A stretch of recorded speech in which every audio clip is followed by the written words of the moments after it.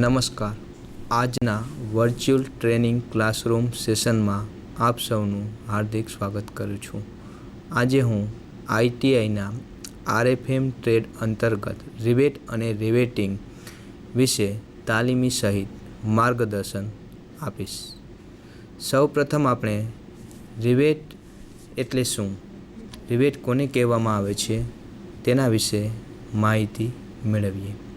કે ફેબ્રિકેશન કાર્ય જેવા કે પુલો, વાહનો, બોઇલર, હવાઈ જહાજોમાં વપરાતી પ્લેટો અને ધાતુની શીટોને જોડવા માટે વપરાતા ફાસ્ટનરને રિવેટ કહેવામાં આવે છે.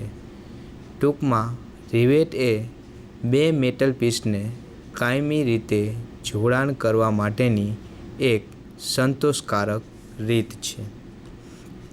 હવે આપણે રિવેટનું સ્પેસિફિકેશન વિશે માહિતી મેળવીએ. કે રિવેટને તેની લંબાઈ, મટીરિયલની સાઇઝ અને હેડનો આકાર પરથી ઓળખવામાં આવે છે. રિવેટ એ એક ધાતુનો નળાકાર ટુકડો છે.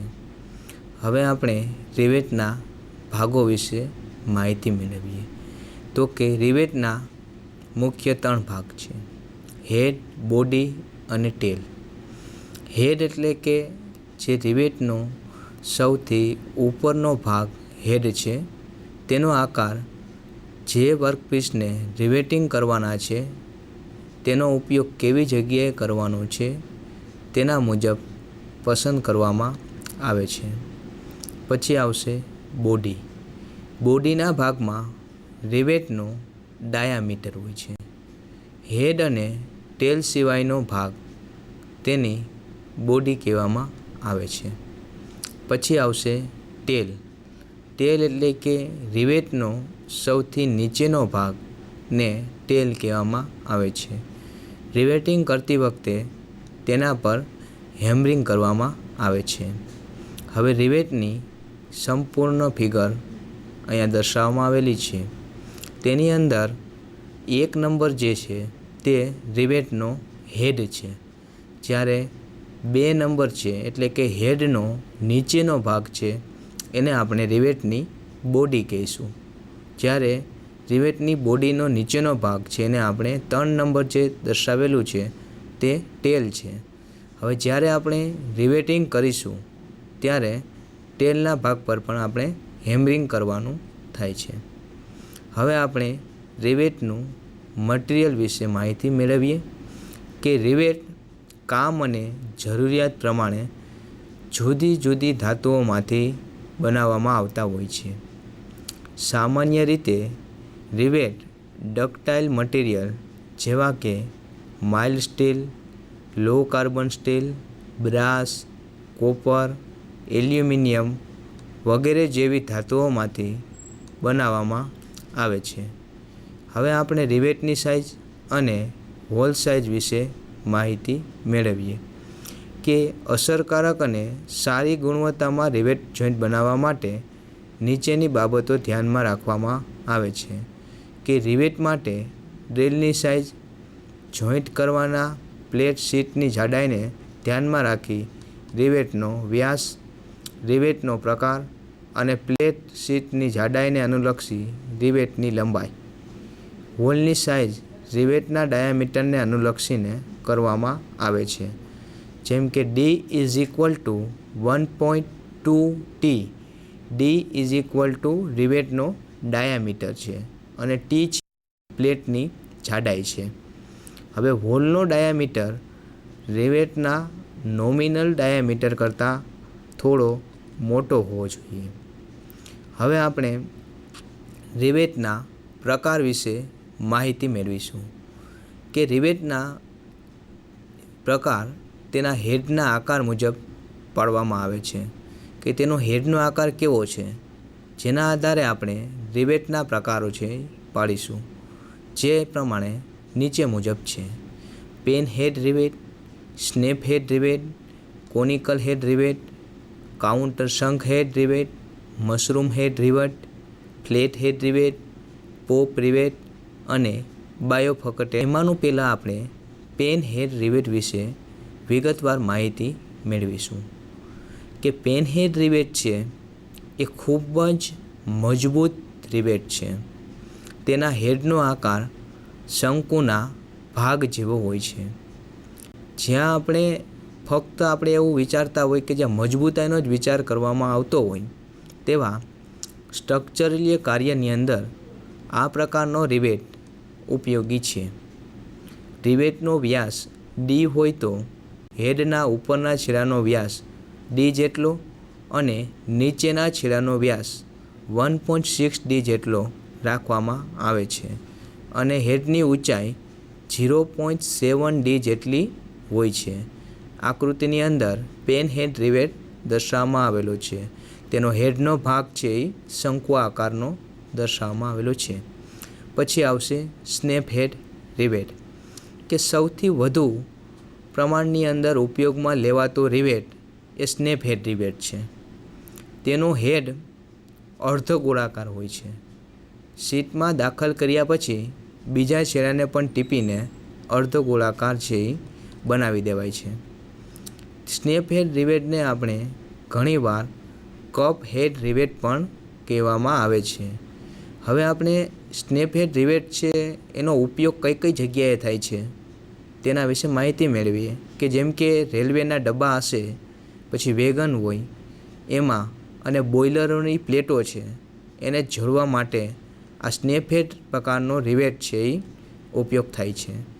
આ સ્નેપ હેડ રિવેટનો જે હેડ છે આપણને આકૃતિની અંદર દર્શાવેલો છે, અર્ધ ગોળાકાર પ્રકારનો દર્શાવેલો છે.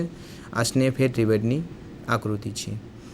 હવે આવશે કોનિકલ હેડ રિવેટ કે આ રિવેટનો ઉપયોગ હળવી એસેમ્બલી કરવા માટે થાય છે. તેના હેડનો આકાર શંકુ જેવો જ હોય છે.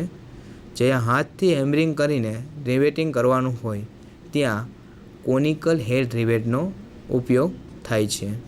આકૃતિની અંદર કોનિકલ હેડ રિવેટ છે એ દર્શાવવામાં આવેલું છે.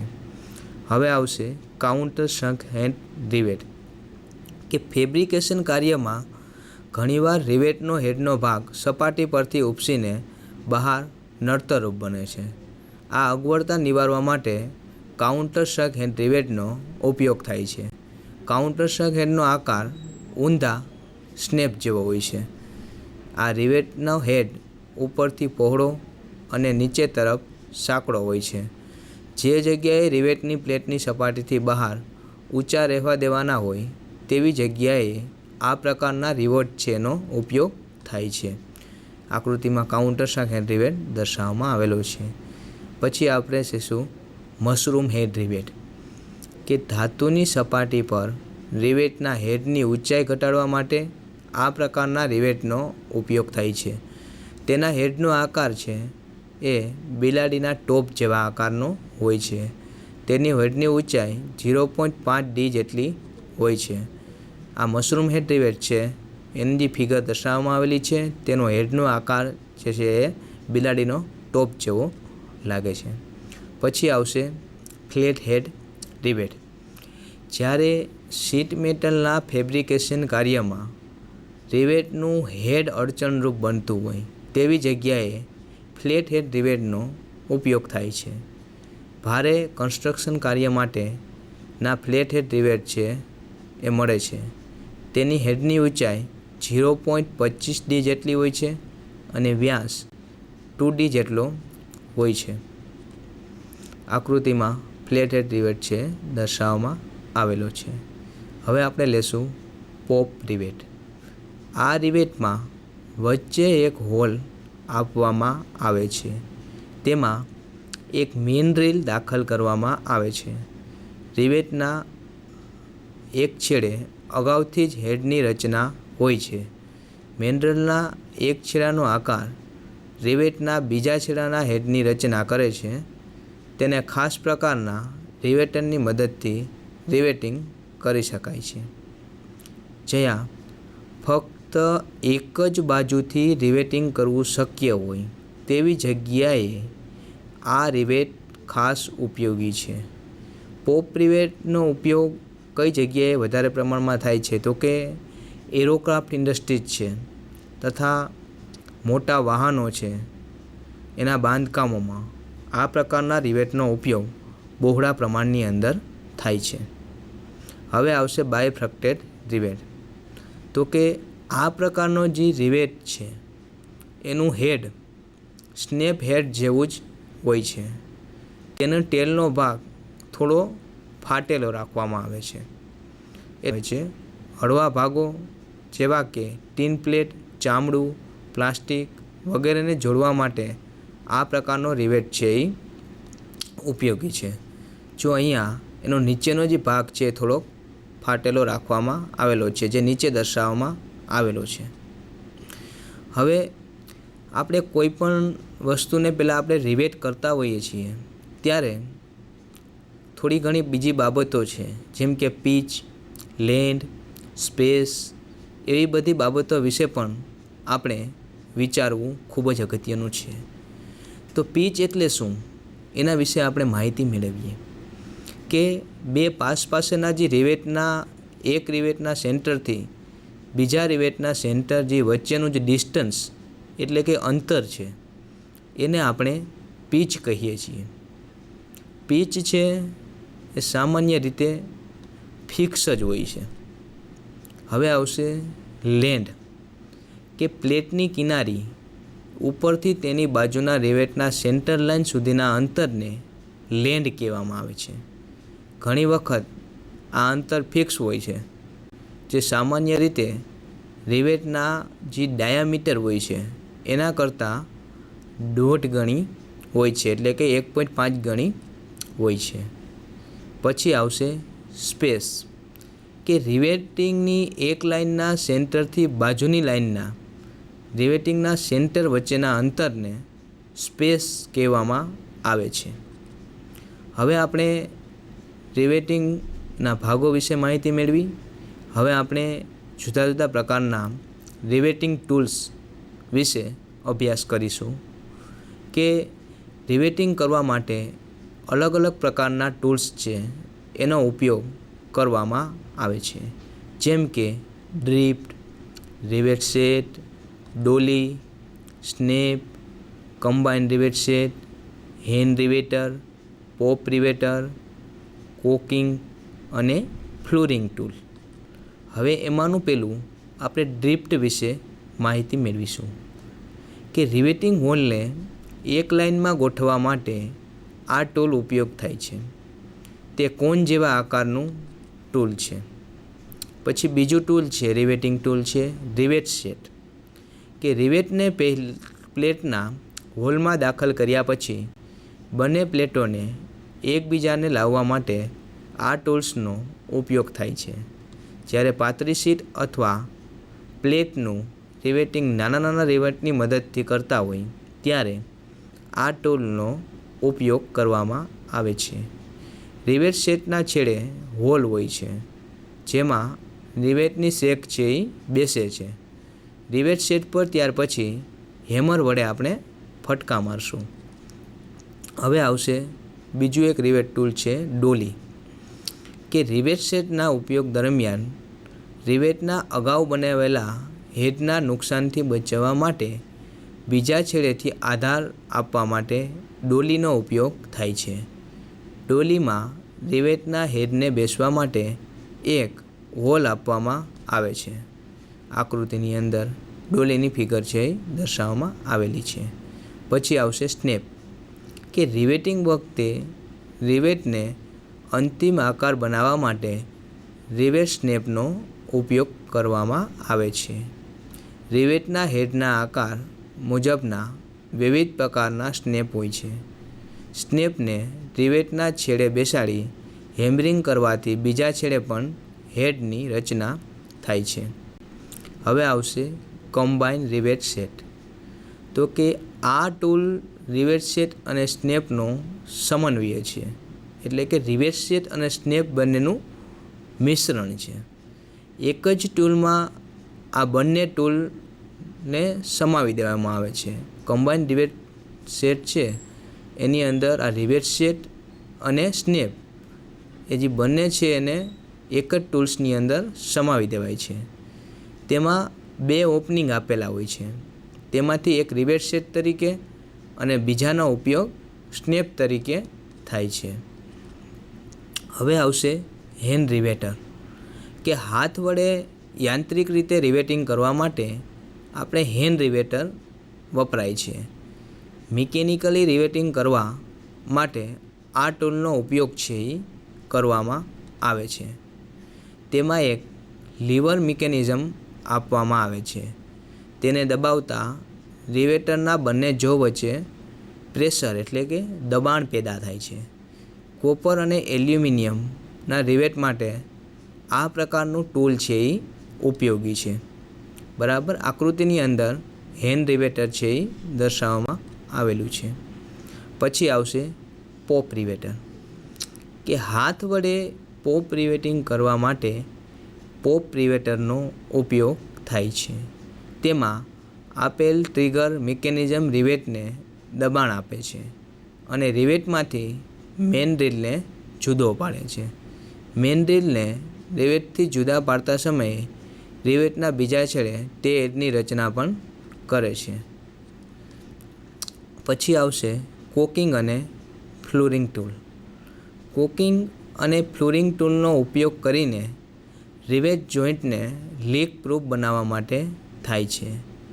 કોકિંગ ટૂલ છે એક પ્લેટના છેડાને બીજી પ્લેટ પર દબાવવા માટે તથા રિવેટના હેડને પ્લેટ પર દબાવવા ઉપયોગમાં લેવાય છે. આમ કોકિંગ ટૂલ દ્વારા રિવેટ અને પ્લેટ વચ્ચે તથા બંને પ્લેટ વચ્ચેના જોઈન્ટ લીક પ્રૂફ બનાવવામાં આવે છે.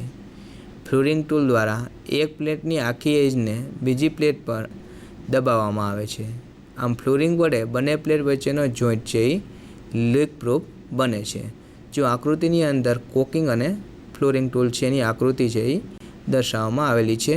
આના વડે જે જોઈન્ટ છે એ લીક પ્રૂફ છે એ બનાવી શકીએ છીએ આપણે. હવે આપણે રિવેટિંગ ટૂલ્સ, રિવેટના ભાગો વિશે માહિતી મેળવી. હવે આપણે જુદા જુદા પ્રકારના રિવેટ જોઈન્ટ વિશે માહિતી મેળવીશું. કે રિવેટ જોઈન્ટ છે એ ઘણા બધા પ્રકારના હોય છે, જેમ કે single rivet lap joint, double riveted lap joint, double riveted zigzag joint, double strap butt joint, single strap butt joint. હવે એમાંનું પહેલું આપણે સિંગલ રિવેટેડ લેમ્પ જોઈન્ટ વિશે માહિતી મેળવીશું. કે સિંગલ રિવેટેડ લેમ્પ જોઈન્ટ છે એ સૌથી સરળ અને વધુ પ્રમાણમાં વપરાતો જોઈન્ટ છે. જાડી તેમજ પાતળી એમ બંને પ્રકારની શીટમાં બનાવી શકાય છે. આમ બંને પ્લેટના છેડાઓ એકબીજા ઉપર ઓવરલેપ કરવામાં આવે છે. આ તૈયાર કરેલા લેપની મધ્યમાં રિવેટની એક જ હાર ગોઠવવામાં આવે છે. બે રિવેટના કેન્દ્ર વચ્ચેના અંતરને તેની પીચ કહેવામાં આવે છે. પીચ આશરે રિવેટના વ્યાસથી 3 ગણી રાખવામાં આવે છે. પીચ ખાસ કિસ્સામાં 2.5D થી 6D જેટલી હોઈ શકે છે. રિવેટનું કેન્દ્રનું અંતર 1.5D જેટલું હોય છે. આકૃતિની અંદર સિંગલ રિવેટેડ લેમ્પ જોઈન્ટ દર્શાવવામાં આવેલો છે. જેવી રીતના આપણે કીધું કે રિવેટ છે એ એક જ જોઈન્ટની અંદર, એક જ હારની અંદર ગોઠવવામાં આવેલા હોય છે અને બંને પ્લેટો છે એને એકબીજા ઉપર ઓવરલેપ કરી દેવામાં આવેલી છે અને ત્યાર પછી રિવેટની એક લાઇન છે એ ગોઠવવામાં આવેલી છે. તો આ પ્રકારના જે જોઈન્ટ છે એને સિંગલ રિવેટેડ લેમ્પ જોઈન્ટ કહેવામાં આવે છે. હવે આપણે મેળવીશું ડબલ રિવેટેડ લેમ્પ જોઈન્ટ. તો કે આ જોઈન્ટમાં પણ બંને પ્લેટના છેડાને ઓવરલેપ કરવામાં આવે છે. પછી રિવેટની 2 હાર ગોઠવવામાં આવે છે. રિવેટની 2 હાર વચ્ચેનું અંતર આશરે પીચ જેટલું રાખવામાં આવે છે. આ જોઈન્ટ છે એ સિંગલ રિવેટ જોઈન્ટ કરતાં મજબૂત જોઈન્ટ છે. જો આની અંદર શું ફેર છે કે આની અંદર જે રિવેટ છે એને આપણે 2 હારની અંદર ગોઠવાયેલો છે, જ્યારે ઓની અંદર સિંગલ રિવેટેડ લેમ્પ જોઈન્ટની અંદર શું હતું કે રિવેટ છે ને આપણે એક જ હારમાં ગોઠવાયેલા હતા અને બંને પ્લેટોને એકબીજા ઉપર ઓવરલેપ કરી દેવામાં આવતી હતી. જ્યારે ડબલ રિવેટેડ લેમ્પ જોઈન્ટની અંદર પણ બંને પ્લેટોને એકબીજા ઉપર ઓવરલેપ કરી દેવામાં આવશે અને ત્યારબાદ રિવેટની 2 હાર છે એ ગોઠવવામાં આવશે. પરંતુ આ રિવેટનો એક એવો ફાયદો છે કે આ રિવેટ છે સિંગલ રિવેટેડ લેમ્પ જોઈન્ટ કરતાં આ જે જોઈન્ટ બને છે ડબલ રિવેટેડ લેમ્પ જોઈન્ટ એ એક વધુ મજબૂત પ્રકારનો જોઈન્ટ બને છે. હવે આવશે double riveted zigzag lamp joint.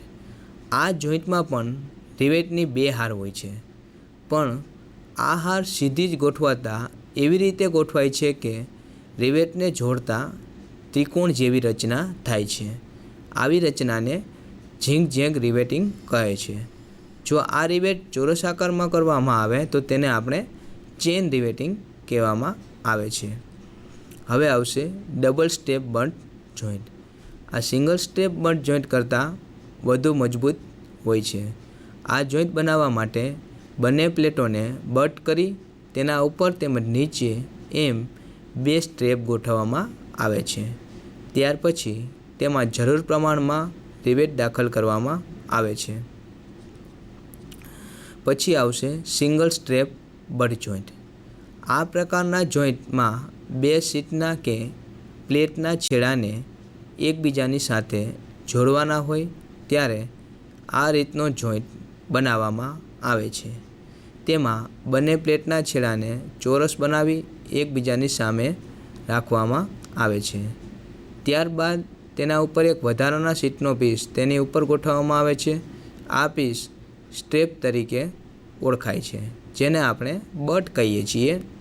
આ સ્ટેપની ઉપર એક લાઇનમાં આવે તે પ્રમાણે રિવેટની 2 લાઈનો છે એ ગોઠવવામાં આવે છે. હવે આવશે રિવેટ જોઈન્ટના પ્રકારો વિશે આપણે અભ્યાસ કર્યો. હવે રિવેટ જોઈન્ટ છે એના ખરાબ થવાના અમુક પ્રકારના કારણો પણ હોય છે. જેમ કે જરૂરી સાઇઝનો રિવેટ હોય એના કરતાં ઘણો નાનો હોય તો પણ રિવેટ જોઈન્ટ છે એ ખરાબ થઈ જવાની સંભાવના રહેલી છે. આ ઉપરાંત પ્લેટ પર નાના હોલ વચ્ચે ઘણું ઓછું અંતર હોય. જે પ્લેટ હોય એના ઉપરનું હોલ વચ્ચેનું ઘણું ઓછું અંતર હોય તો પણ રિવેટ જોઈન્ટ છે એ ખરાબ થઈ જવાની સંભાવના રહેલી હોય છે.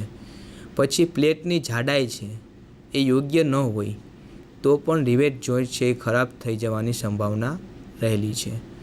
રિવેટિંગ માટે તૈયાર કરેલો હોલ એક સીધી લાઇનમાં જ રહેવો જોઈએ. એટલે કે એક સીધી લાઇનમાં જ રહેવો જોઈએ. આડાઅવળી લાઇનની અંદર હોલ છે એ હોવો જોઈએ નહીં. પછી રિવેટિંગ માટેના હોલ પ્લેટની વધુ નજીક હોવા જોઈએ. રિવેટિંગ કરતી વખતે રિવેટ વળી ન જાય એવી રીતે આપણે રિવેટિંગ કરવું જોઈએ. એનું ખાસ ધ્યાન રાખવું જરૂરી છે. જ્યારે આપણે ચોરસ આકારમાં રિવેટિંગ કરવાનું હોય તો પ્રથમ સામસામેના ખૂણાની અંદર જ રિવેટિંગ કરવું. એવું નહીં કરવાનું કે પાસે રિવેટિંગ કરી નાખવાનું પહેલાં, પરંતુ સામસામેના જે ખૂણા છે એની અંદર જ હંમેશા રિવેટિંગ કરવાનું. ક્યારે? તો કે જ્યારે ચોરસ આકારમાં રિવેટિંગ કરવાનું હોય ત્યારે. હવે આપણે રિવેટ અને રિવેટિંગ વિશે માહિતી મેળવી. હવે એની અંદરથી આપણે થોડાક શોર્ટ ક્વેશ્ચન વિશે અભ્યાસ કરીશું. તો સૌપ્રથમ એવો પ્રશ્ન છે કે રિવેટના ભાગો છે એ કયા કયા છે? તો તેનો જવાબ આપણે એમ આપી શકીએ કે રિવેટના ભાગો મુખ્યત્વે હેડ, બોડી અને ટેલ એ રિવેટના મુખ્ય 3 ભાગો છે. તો કે હવે બીજો પ્રશ્ન એવો પણ થાય કે રિવેટના સૌથી ઉપરના ભાગ છે એને શું કહેવામાં આવે છે? તો કે રિવેટના સૌથી ઉપરના ભાગને રિવેટનો હેડ કહેવામાં આવે છે. પછી કે રિવેટના મધ્ય ભાગ છે એને શું કહેવામાં આવે છે? તો કે રિવેટના મધ્ય ભાગને રિવેટની બોડી કહેવામાં આવે છે. પછી એવો પ્રશ્ન થાય કે રિવેટના સૌથી નીચેના ભાગને શું કહેવામાં આવે છે? તો તેનો જવાબ એવો આપી શકીએ આપણે કે રિવેટના સૌથી નીચેના ભાગને ટેલ કહેવામાં આવે છે. હવે રિવેટિંગ કરતી વખતે રિવેટના કયા ભાગ પર હેમરિંગ કરવામાં આવે છે? તો એનો જવાબ આપણે આ રીતના આપી શકીએ કે રિવેટિંગ કરતી વખતે રિવેટના ટેલ ભાગ પર હેમરિંગ કરવામાં આવે છે. એટલે કે જે રિવેટનો સૌથી નીચેનો ભાગ છે ટેલ, એના ઉપર આપણે હેમરિંગ કરશું. હવે એના પછીનો પ્રશ્ન એવો થાય કે રિવેટનું મટીરિયલ જણાવો. તો તેનો જવાબ આપણે એવી રીતના આપી શકીએ કે સામાન્ય રીતે રિવેટ છે એ ડકટાઇલ મટીરિયલ જેવા કે mild steel, low carbon steel, brass, copper, aluminium વગેરે જેવા મટીરિયલમાંથી રિવેટ છે એ બનાવવામાં આવે છે. બરાબર છે. પછી આવશે કે કાર્યમાં કેવા પ્રકારના રિવેટ છે એ ઉપયોગી છે. તો તેનો જવાબ આપણે આ રીતના આપી શકીએ કે સ્ટ્રક્ચર પેન હેડ રિવેટનો ઉપયોગ કરવામાં આવે છે. હવે સ્નેપ હેડ રિવેટ છે એનો બીજે કયા નામેથી ઓળખાય છે? તો કે સ્નેપ હેડ રિવેટને કપ હેડ રિવેટના નામથી પણ ઓળખવામાં આવે છે. હવે એના પછીનો જે એક પ્રશ્ન થાય કે સ્નેપ હેડ રિવેટમાં હેડનો આકાર કેવો હોય છે? તો તેનો જવાબ આપણે આ રીતના દઈ શકીએ કે સ્નેપ હેડ રિવેટમાં હેડનો આકાર અર્ધગોળાકાર હોય છે. પછી આવશે કે પેન હેડ રિવેટમાં હેડનો આકાર કેવો હોય છે? તો કે પેન હેડ રિવેટમાં હેડનો આકાર શંકુ આકાર હોય છે. એના પછી એવો એક પ્રશ્ન થાય કે હાથથી હેમરિંગ કરીને રિવેટિંગ કરવાનું હોય ત્યારે કયા રિવેટનો ઉપયોગ થાય છે? તો કે હાથથી આપણે હેમરિંગ કરવાનું હોય અને રિવેટિંગ કરવાનું હોય ત્યારે સામાન્ય રીતે આપણે કોનિકલ હેડ રિવેટનો ઉપયોગ કરીએ છીએ. એના પછી એવો પ્રશ્ન થાય કે કોનિકલ હેડ રિવેટમાં હેડનો આકાર કેવો હોય છે? તો કે કોનિકલ હેડ રિવેટમાં હેડનો આકાર શંકુ હોય છે. પછી મશરૂમ હેડ રિવેટ છે એમાં હેડનો આકાર કેવો હોય છે? તો કે મશરૂમ હેડ રિવેટ છે એની અંદર હેડનો આકાર બિલાડીના ટોપ જેવો હોય છે.